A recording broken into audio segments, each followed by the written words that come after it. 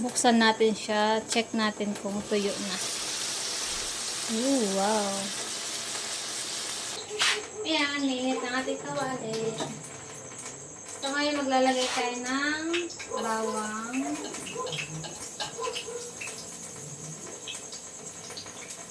And then, ay, pumotop! Tapos, konting sibuyas na nahulog pa nga.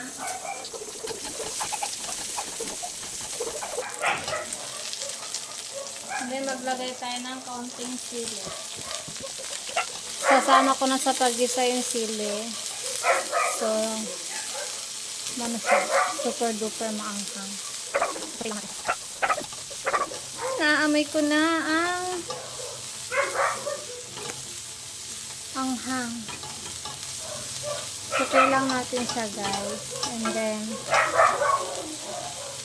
igilid muna natin. Lalagay natin ang pork.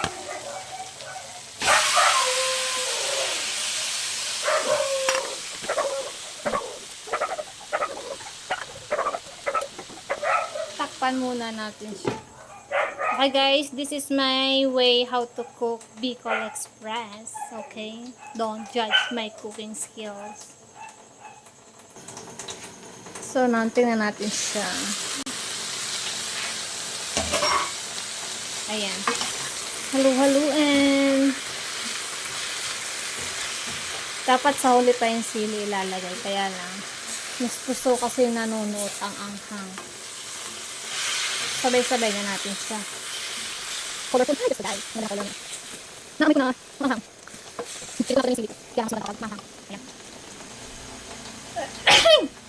Oh my god, ang anghang. Ang amoy. Hindi ko makakain pa. Ang kaya natin siya matuloy ng konti. Ito natin siya.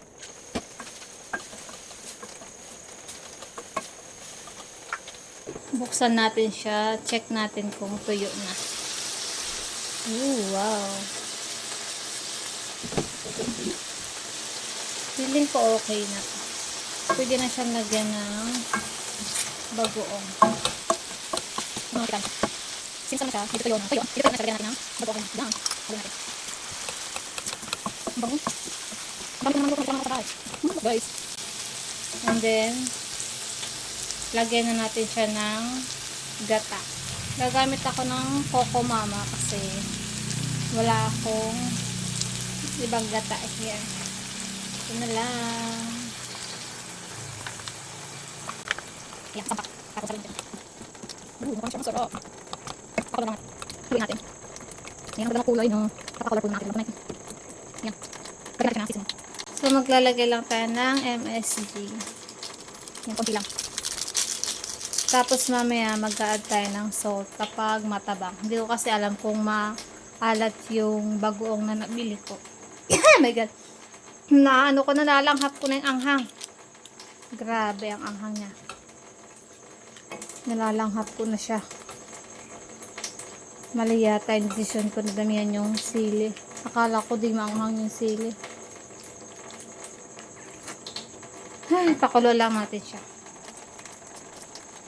Hindi na ako maglalagay ng kahit anong seasoning. Tama na yung MSG. Tapos mamaya add tayo ng salt and a little bit of vinegar. So hindi agad siya mapapanis. Kasi madaling mapanis ang mga pagkain kapag may gata. Pwede natin siya matuyo. Hindi naman gata. Pwede natin.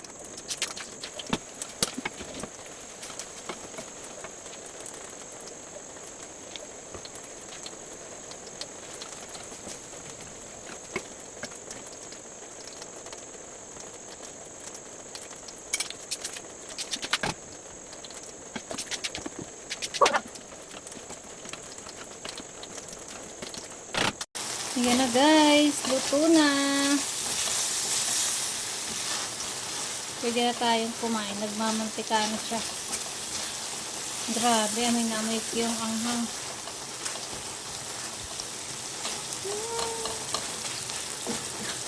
Kala ko walang anghang yung sili. Scam. Kasi yun yung sili na ano yung binili ko yung walang anghang talaga. Pwede nyo ilagay, gulayin. Okay na yan. Masarap naman. Mas lang aso kaya ang ating luto. Ayan o. Okay na yan.